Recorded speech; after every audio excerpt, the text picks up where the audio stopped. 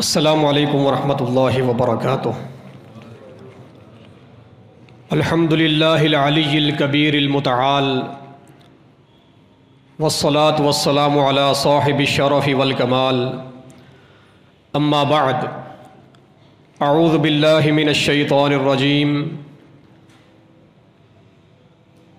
ان تنصروا اللہ ینصرکم ویثبت اقدامکم۔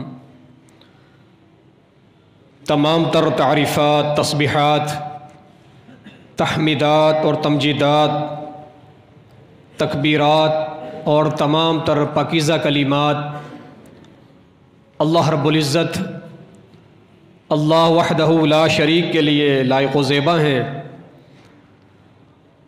جو اکیلا ہمارا خالق اور مالک، ہمارا داتا اور دستگیر ہے، جس نے ہماری ضرورت کی ہر شے ہمیں مہیا فرمائی۔ بے شمار لا تعداد صلاۃ و سلام ہو امام الانبیاء جناب محمد الرسول اللہ صلی اللہ علیہ وسلم کی ذات گرامی پر، اور اللہ کی رحمت نازل ہوں اس کے نیک بندوں پر اور اس کی نیک بندیوں پر۔ برادران اسلام، اس عظیم الشان، روح پرور اور ایمان فروز اجتماع کے انعقاد پر میں مبارکباد پیش کرتا ہوں، اور خصوصی طور پر شکریہ ادا کرتا ہوں برادر کبیر، پیکر اخلاص، ہر دل عزیز شخصیت محترم جناب سید عامر نجیب صاحب حافظہ اللہ کو، جنہوں نے یہاں مدعو کیا اور آپ سے ہم کلام ہونے کا ایک موقع مجھے عنایت کیا۔ اللہ تعالیٰ آپ سب کو جزائے خیر عطا فرمائے۔ ہم سب یہاں ایک مقصد کے تحت جمع ہوئے ہیں۔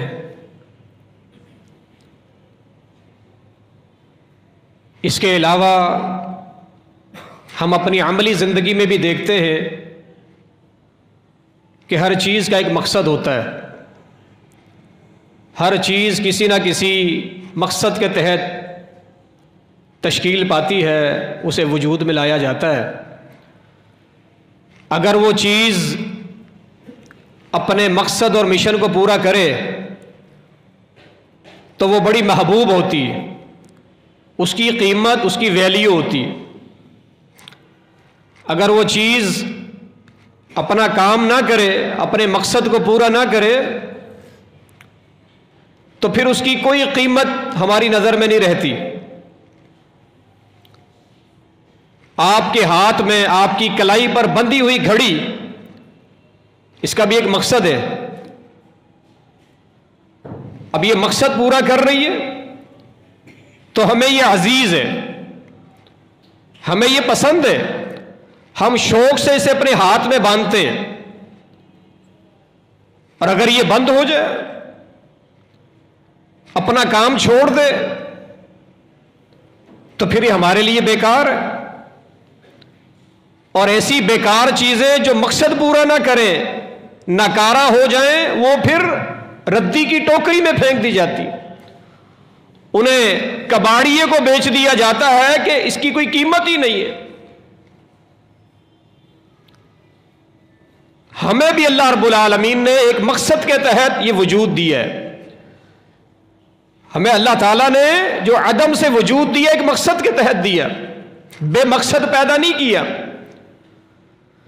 اور وہ مقصد ہے اللہ تعالیٰ کی معرفت، اس کی پہچان، اس کی بندگی، اللہ کے ساتھ محبت اور وفاداری۔ جو ان صفات کے حامل ہیں، اللہ کے ساتھ مخلص ہیں، وفادار ہیں، اللہ کے ساتھ محبت کرتے ہیں، وہ اللہ کی نظر میں بڑے محبوب ہیں، وہ اللہ کے بڑے محبوب ہیں۔ اور جو اللہ کے ساتھ مخلص نہیں ہوتے، اللہ کے ساتھ وفاداری نہیں کرتے، اپنے مقصد حقیقی کو، مقصد حیات کو پورا نہیں کرتے، وہ پھر بے قیمت ہوتے ہیں، ان کی کوئی قیمت نہیں ہوتی۔ سیدنا نوح علیہ السلام کا بیٹا اسے اللہ تعالیٰ نے قرآن مجید میں بیان کیا، وہ ایک پیغمبر کا بیٹا ہے، ایک عظیم حسب نسب اس کا ہے، اعلیٰ اور اونچے خاندان کا وہ چشم و چراغ ہے، لیکن وہ اللہ کے ساتھ وفادار نہیں تھا، اللہ کے ساتھ مخلص نہیں ہوا، اس نے اللہ کی معرفت حاصل نہیں کی، اس نے اللہ کو نہیں پہچانا، اللہ کے حق کو نہیں پہچانا۔ پھر آپ نے سنا، آپ نے پڑھا ہے کہ وہ اس طوفان نوح میں وہ بھی غرق کر دیا گیا، اسے بھی ڈبو دیا گیا، اس لیے کہ وہ اللہ کے ساتھ مخلص نہیں تھا، اس کی کوئی قیمت نہیں۔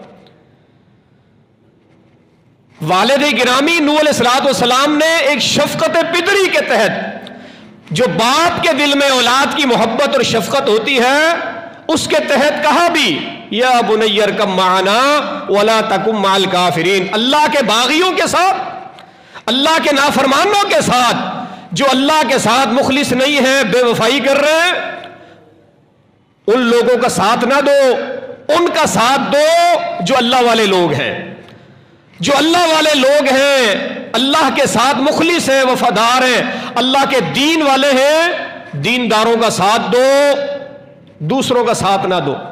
یہ باپ کی دعوت تھی، کیونکہ باپ کے دل میں ایک محبت ہوتی۔ ہم بھی یوں ہی بڑے نہیں ہو گئے، اتنے لمبے چوڑے قد کاٹ کے ہم مالک اس ایسے ہی نہیں بن گئے۔ جہاں اللہ تعالیٰ کی رحمت ہے، اس کے پیچھے ہمارے ماں باپ کی شفقت ہے، ان کی جوانی ہے کہ ہم جوان ہوئے ہیں تو اس کے پیچھے ہمارے ماں باپ کی جوانی ہے، ہم طاقتور ہوئے ہیں تو اس کے پیچھے ہمارے ماں باپ کی طاقت ہے، ہم کچھ پڑھ لکھ گئے ہیں تو اس کے پیچھے ماں باپ کی وہ محنت ہے، ان کی وہ ریاضت ہے، ان کا ہم کبھی حق نہیں ادا کر سکتے۔ اور ماں باپ وہ عظیم رشتہ ہے، کائنات میں اس رشتے سے بڑھ کر کوئی اور عظیم رشتہ نہیں ہے، اور اس رشتے سے بڑھ کر انسان کے لیے کوئی مخلص اور وفادار نہیں۔ انسان کا سب سے زیادہ مخلص، انسان کے ساتھ سب سے زیادہ ملنسار اور سب سے زیادہ انسان کا خیر خواہ کون ہے؟ وہ اس کا مائی باپ ہے۔ باقی بھی دم بھرتے ہیں، محبت کا دم بھرتے ہیں، اور باقی بھی اپنائیت دیتے ہیں، لیکن ماں باپ کی محبت بے لوث ہوتی ہے، ماں باپ کی محبت بے لوث، وہ ہم سے کچھ نہیں مانگتے، پھر بھی وہ ہمیں بڑا کرتے ہیں، جوان کرتے ہیں، پالتے ہیں۔ باقی کہیں نہ کہیں یقین جانیے، کہیں نہ کہیں کچھ نہ کچھ طمع، امید اور ایک مفاد بہرحال عزیز ہوتا ہے بقیہ رشتوں میں، لیکن قربان جائیے ماں باپ پہ، یہ ایسا انمول رشتہ ہے، یہ مفادات سے بالا تر ہو کے، بغیر کچھ لالچ کے اپنی اولاد کے ساتھ یہ خیر خواہ ہوتے۔ ہمیں ان رشتوں کی قدر کرنی ہے۔ جب یہ بڑھاپے کی دہلیز پہ آ جائیں تو پھر ہماری توجہ، ہماری محبت، ہماری خدمت کہ یہ محتاج ہو جائیں، تو پھر ہمیں اس سے بھی بڑھ کر جو ہے ان کے ساتھ محبت کرنی چاہیے، ان کے ساتھ پیار کرنا چاہیے۔ یہ بڑے عظیم رشتے ہیں، انمول رشتے ہیں، ایک بار دنیا سے چلے جائیں دوبارہ نہیں ملتے۔ بعض اوقات باپ کی ڈانٹ ڈپٹ، اس کی سخت باتیں، اس کی کچھ پابندیاں ہمیں ناگوار گزرتی ہیں، وہ روک ٹوک کرتا ہے، وہ ہمیں بظاہر ہماری آزادی کے خلاف لگتی ہیں، لیکن حقیقت میں باپ سورج کی طرح ہوتا ہے، چمکتا ہے، دھوپ بھی اس کی ہوتی ہے، بظاہر دھوپ بھی چبھتی ہے، یہ سورج کی طرح باپ گرم بڑا ہوتا ہے، لیکن جب سورج چھپ جائے نا، اندھیرا ہو جاتا ہے، باپ دنیا سے چلے جائے، اس طرح دنیا میں اندھیرا ہو جاتا ہے۔ سورج کی طرح ہے، چبھتا بہت ہے، بعض اوقات باتیں ہمیں ناگوار گزرتی ہیں، لیکن باپ دنیا سے چلا جائے تو پھر ایسے ہی ہے جیسے سورج ڈوب گیا ہے، دنیا تاریک ہو جاتی۔ والدین کی قدر، والدین کا ہمیشہ احترام، تواضع، وَاخْفِضْ لَهُمَا جَنَاحَ الذُّلِّ مِنَ الرَّحْمَةِ، ہمیشہ ان کے سامنے عاجزی اور انکساری کے پیکر بن کے رہنا۔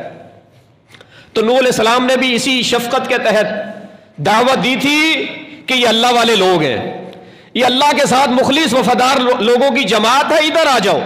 وَلَا تَكُن مَعَ الْكَافِرِينَ، جو اللہ کو نہیں پہچانتے، اللہ کے دین کے ساتھ مخلص نہیں ہیں، ان کا ساتھ نہ دو۔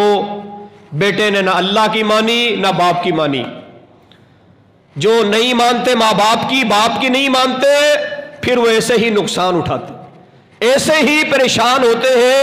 یہ اللہ تعالیٰ نے ایک مثال بیان کی، اور یہ سچی مثال ہے، قرآن مجید نے اس کو بیان کی۔ تو مقصد کیا ہے کہ اگر ہم اپنا بھلا چاہتے ہیں، دنیا اور آخرت کی کامیابی چاہتے ہیں، تو پھر ہمیں اپنے دین کے ساتھ، اپنے ایمان کے ساتھ، اللہ اس کے رسول کے ساتھ مخلص ہونا پڑے، محبت کرنی ہوگی اللہ والوں کے ساتھ اور اہل اللہ کے ساتھ۔ اور اس کے دنیا میں ہی نہیں، آخرت میں بھی بے شمار فوائد ہیں، دنیا میں بھی بڑے فائدے ہیں۔ اللہ دنیا میں بڑی مدد کرتا ہے جب انسان اللہ کے ساتھ وفادار ہوتا ہے، اللہ کا وفادار ہوتا ہے، پھر اللہ تعالیٰ اپنی ساری مخلوق کو انسان کی نوکری پہ لگا دیتا ہے۔ یہ زمین ہے، یہ آسمان ہے، یہ سورج ہے، یہ چاند ہے، اور اس کے علاوہ بڑی بڑی مخلوقات اللہ تعالیٰ انسان کی خدمت پہ، انسان کی نوکری پہ لگا دیتا ہے جب انسان اللہ کے دین کا نوکر بنتا ہے۔ ابراہیم علیہ السلام کو دیکھا، امام الموحدین، جد الانبیاء، سیدنا ابراہیم خلیل اللہ علیہ السلام، قوم والوں نے آگ میں جلانے کا پروگرام بنایا۔ اللہ تعالیٰ نے بڑا ایمان افروز واقعہ بیان کیا ہے۔ حضرت ابراہیم علیہ السلام نے ان کے جعلی اور جھوٹے معبودوں کو پاش پاش کیا۔ اللہ تعالیٰ نے کیا فرمایا؟ اس کا نقشہ اللہ تعالیٰ نے کھینچا ہے، سمعنا فتى يذكرهم يقال له ابراہیم، ہم نے سنا ایک نوجوان کو، نام اس کا ابراہیم ہے، لگتا ہے یہ اسی کی شرارت۔ قالوا فأتوا به على اعین الناس، اسے مجمع کے سامنے پیش کرو۔ فرد جرم اس پر عائد کر دی گئی ابراہیم علیہ السلام۔ انت فعلت هذا بآلهتنا یا ابراہیم، لگتا ہے تم نے کیا، تم ہی نے کیا ہے۔ قال بل فعله كبيرهم هذا فاسألوهم ان كانوا ينطقون، سیدنا ابراہیم علیہ السلام سمجھانے کے لیے، ان کی عقل میں بات بٹھانے کے لیے فرمانے لگے، نہیں، بڑے نے کیا ہے۔ بڑا عام طور پر ہوتا یہی ہے، بڑا چھوٹے پہ ظلم کرتا ہے، بڑی مچھلی چھوٹی کو کھاتی ہے۔ طاقتور ہمیشہ اور اکثر جو ہے اپنے سے جو کمزور ہوتے ہیں ان پہ ظلم کرتا ہے۔ طاقتور ہمیشہ اپنے سے کمزور پہ ظلم کرتا ہے، بڑا چھوٹے پہ ظلم کرتا ہے۔ معاملہ ہوگا، کچھ مفادات ہوں گے بڑے اور چھوٹے کے، بڑے نے چھوٹوں کو مارا ہوگا،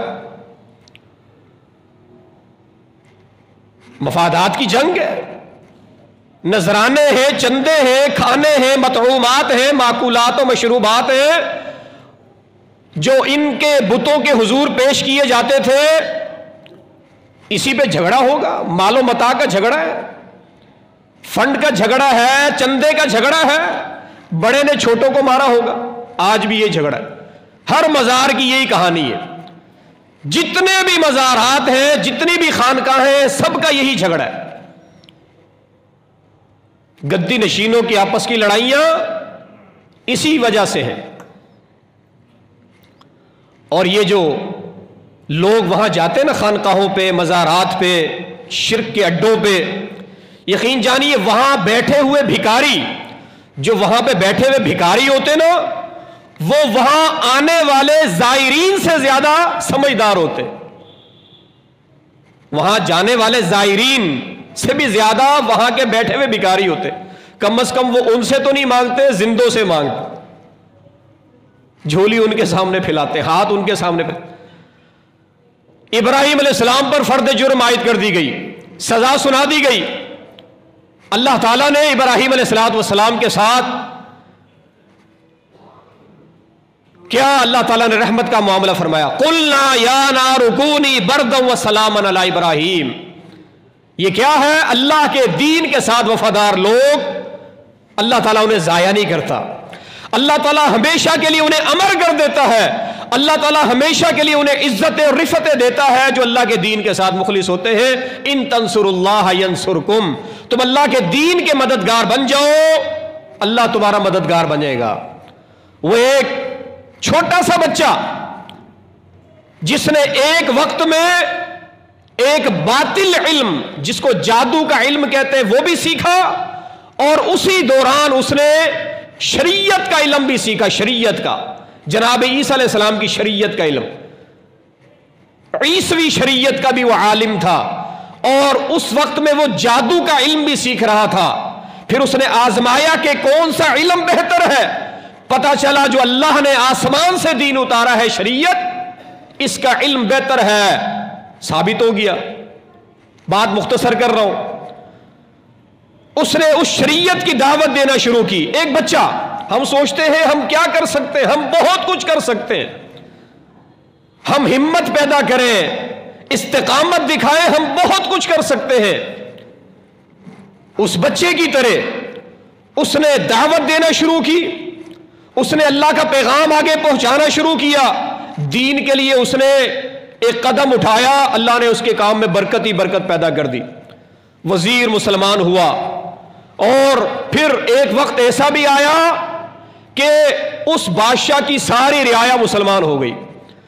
جب بادشاہ نے دیکھا کہ پانی سر سے گزرتا جا رہا ہے، اس نے اس کے لیے سزائے موت تجویز کی. پہاڑ کی چوٹیوں پر اس کو پہنچایا کہ اس کو دھکے دے کے گرا دو، اس کے یہ ٹکڑے ٹکڑے اور پاش پاش ہو جائے، اس سے جان چھوٹ جائے. وہاں سے اللہ نے بچے کو بچایا.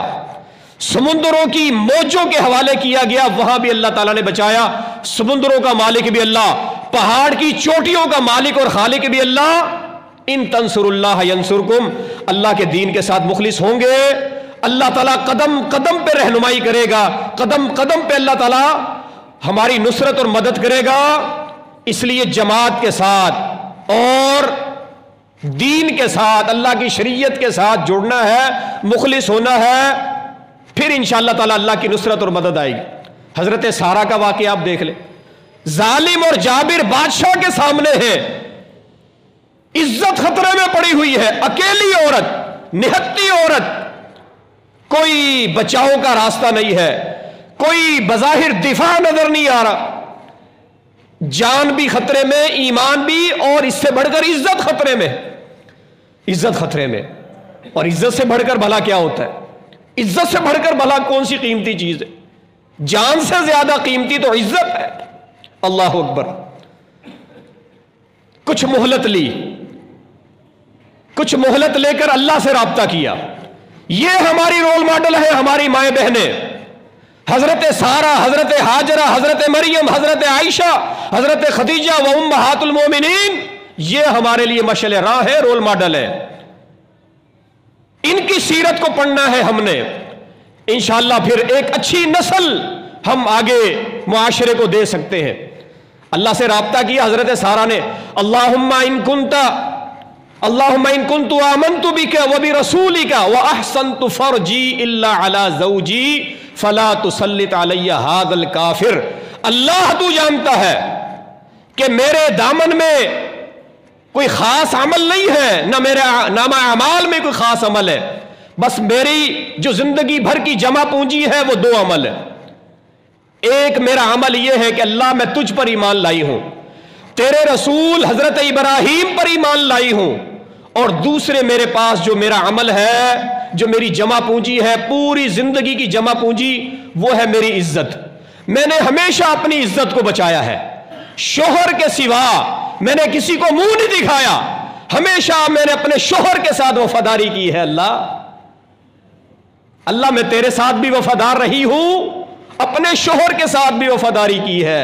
لا تسلط علی ھذا الکافر، اللہ اس کافر کو مجھ پہ مسلط نہ کرنا.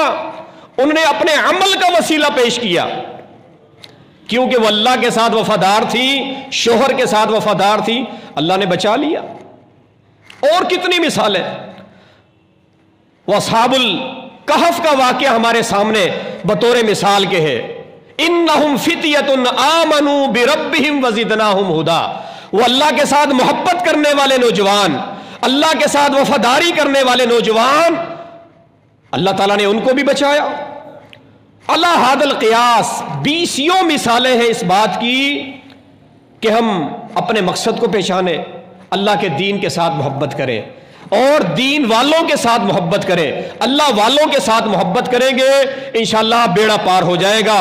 دنیا میں بھی عزت نصیب ہوگی اور آخرت میں بھی کامرانی نصیب ہوگی. اللہ تعالی ہم سب کو جب تک زندہ رکھے اپنے ساتھ مخلص و وفادار رکھے. اللہ تعالی ہم سب کی اللہ تعالی جو ہے مال و جان کی عزت آبرو کی اللہ تعالی حفاظت فرمائے. اللہ پاک جب تک زندہ رکھے اسلام پہ زندہ رکھے. جب بھی اللہ پاک موت دے ایمان اور شہادت کی حالت میں موت دے. وآخر دعوانا الحمدللہ رب العالمین.